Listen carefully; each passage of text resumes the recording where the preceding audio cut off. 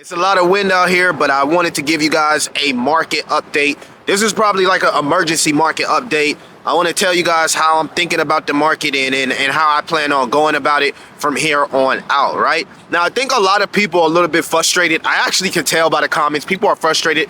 A lot of people, even myself, expected an altcoin season right now. I'm talking about a full altcoin season, and we just haven't seen that just yet. So I want to talk about why and how I plan on attacking my strategy aggressively from here on out. So if you like these type of videos, make sure that you like, subscribe, hit that notification bell, and keep your favorite crypto and door-to-door entrepreneur inside the algorithms. Now, first and foremost, we do got the FOMC meeting today, which is very, very, very important, right? Because we'll get news if Powell can come out here and be dovish. We really need him to be dovish because we don't have an FOMC meeting in February, right? And this dovish stance by Powell could set us up to go higher if we get the strategic reserve, right? The capital gains tax cut on U.S. company and just the whole like the Trump executive order, right? So these are catalysts that can take us higher. The problem is, right, is if you've been in crypto like myself for the last 3-4 years, then you're probably up on a lot of your cryptocurrencies, right? And now there's a lot of new launches. I'm actually going to get into the dilution, but I actually want to speak about Jay Powell, right, and his dovish take, right? Think about it, right? It's probably obvious he doesn't like Trump. Which would make sense for him to come out here and be hawkish by dropping a meme coin. So with that being said, why would he want to be dovish when he can just be hawkish and crush Trump's reputation because of this meme coin, right? So you see the psychology. If you ever read the 48 Laws of Power, then you probably know exactly what I'm talking about. So there's a conflict of interest because this meme coin. And people would argue that we probably would have been way much higher if they didn't drop the Millennia meme coin, but that's a whole nother story, right? So there's a conflict of interest here, right? Because it's like, okay, I can be hawkish and I can just crush your meme coin because the sentiment, there's a current sentiment of the market currently. So you want to just keep that in mind, that the sentiment is absolutely horrible. I really think that this hurts like mid-cap coins, and I'm going to talk about why. First and foremost, new people are getting onboarded into crypto. So we are seeing new wallets, we are seeing new retail, but they're getting onboarded into two different types of categories.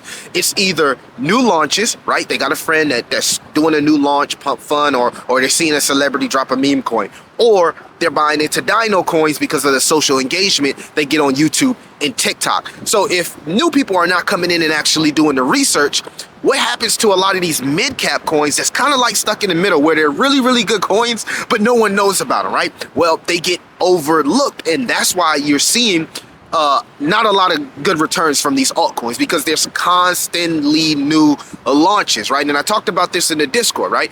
I personally plan on scraping off the dead weight off my portfolio and consolidating that into convictional plays, but also putting 30% into stable coins for new launches. I think that we're at the point where people are moving on from, oh, I'm gonna just hold this mid cap and hopefully it does a 50x or 100x. You can literally just hold the top coins, right? Because what's happening in the US, right? And you can gamble your other 30% of liquidity into new launches, right? And these new launches, if you catch the right one, 50x to 100x. You got to be able to pivot with the market. Things change, right? Narratives change, things move fast. And that's specifically what I'm personally seeing inside the market. I also want to add that there's a huge double top forming on the Bitcoin weekly chart, right? You can see it. If we do not start to confirm and break out of the last all-time high, putting us back into price discovery, we could be set up for the same thing we seen in 2021. A huge crash, reset of the market, and then somewhere down the line, Q3, Q4, you start to see the true altcoin season, right? The true altcoin season. So just kind of like keep that in mind, that you got to be able to adjust, but what the market gives you. How I look at it, I'm up on a lot of coins, right? It's time for me to take profits on those coins, either move them into fiat, cash, stable coins, or convictional plays. It makes no sense for me personally, my situation, because I've been in crypto, to hold these coins and not lock in my profits when I'm seeing weaknesses across the market. I'm seeing weakness in the job market, right? Even though the expectations were, even though we hit like expectations, right? There's still weakness, right? Which coincides with the weakness we're seeing on the XHB, which is the home builders market. So if you start to see the job market capitulate, then you see home builders market capitulate, that's a sign, right, that there's weakness in the economy, right? But before we even get a Fed cut or even the money printer, you know what I'm saying, there's usually a crash before that. So what I'm doing is I'm preparing for the crash. Potentially, the potential crash, right? But I want to make sure that I got liquidity set up and that I lock in my profits, because if you ain't locking in your profits, I don't know what the fuck you doing. You know what I'm saying? You ain't really getting money. That shit is on paper. So you want to make sure that you lock in profits if you're up on a lot of these coins, because we used to be in an area where you can say, okay, this coin is going to do a 50x. It's a good chance that it goes to $1 billion. It's a mid cap, yes.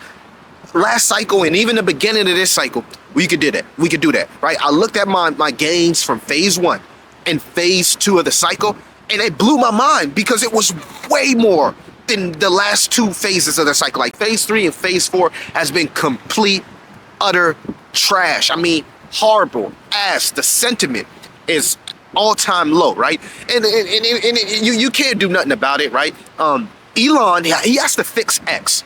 X has this automated shit that they just automatically suspend people's accounts for no reason, right? Like, that has to fix. I'm saying everything's automated and like accounts are getting suspended. It make people not even want to be on X anymore. So that's just another story. So I'm frustrated specifically with that.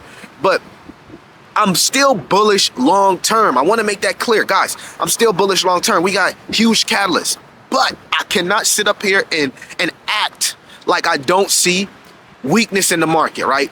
Like I don't see on the weekly that double top forming. I see it. The others chart is in the downtrend. The total 3 is in the downtrend. The Bitcoin dominance is back in an uptrend. The DXY is the hopium here, because if Powell comes out and he's dovish and he can talk down the US dollar, then our cycle will proceed as normal. If not, I think that there's a chance that we can see a huge crash. We can see a huge crash, a huge reset. A lot of people that just got into crypto most likely will get wrecked, right? You're going to get wrecked. Guess what? It happened to me last cycle, right? Huge crash. I had to learn what I learned throughout the bear market, and then I was able to take advantage of the start of the bull run, right? In my opinion, the bull run been started. So if you've been buying crypto since Bitcoin 15K, then you're in a great position, and you have to make a decision today, right? Maybe after this FOMC meeting, depending on how the news, what you're going to do with your portfolio. Me personally, I've already made my decision, because I am confident that even if I cut the dead weight off my portfolio, I'll still be able to utilize the allocation in stablecoins to buy into new launches, because I have the time to be in the trenches and to be on my computer. So I am confident that I can say, hey, move on from this. If it continues to go higher now, I'm not selling. I want to make it clear. I'm leaving like little small moon bags, right? I want to make it clear I'm leaving moon bags, but majority of the dead weight and stuff that I don't have high conviction, it's gone.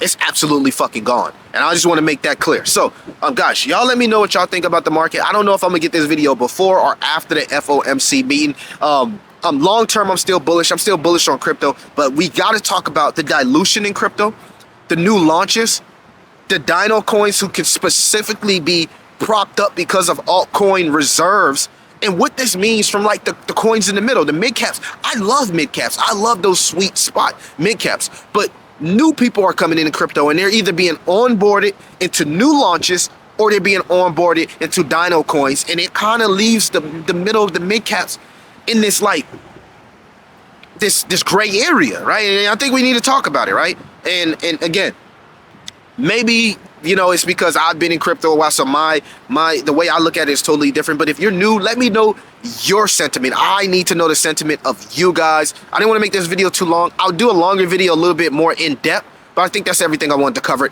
It's your boy Crypto Millie. I'll see you in the next one.